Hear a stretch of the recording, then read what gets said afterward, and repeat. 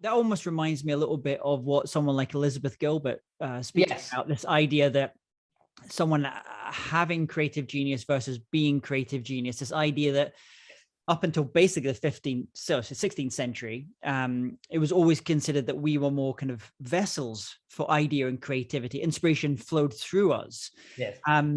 So one thing, so you mentioned that mortal word. I do then have to ask, does it require only humans to have this? Because I'm looking at some of the art just now being generated by things like artificial intelligence.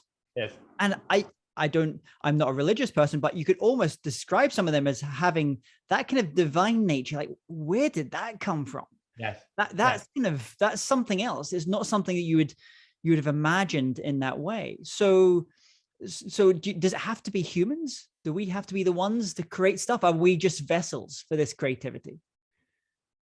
I guess I totally understand what you mean. And I think the fact that a computer can create something like this is maybe proof that it doesn't require a divine force. When he called it divine, he didn't mean God. I mean, it could be God, but that's not the point. The point is that it comes, something that comes outside. Maybe it's just outside our own consciousness. That's if we look at it that way. We have the mortal ideas is within our consciousness. Where should I go on vacation? Let's go to North Korea. That's knowledge and information. We combine it and we have an idea. Anything outside our consciousness, it feels divine just because we are not aware of it. But the more you look into this, the more you realize that, I mean, the part that we are consciously aware of is just a tiny bit of what we actually know. And you look at people who have really, really good ideas, like you've studied Nobel Prize winners.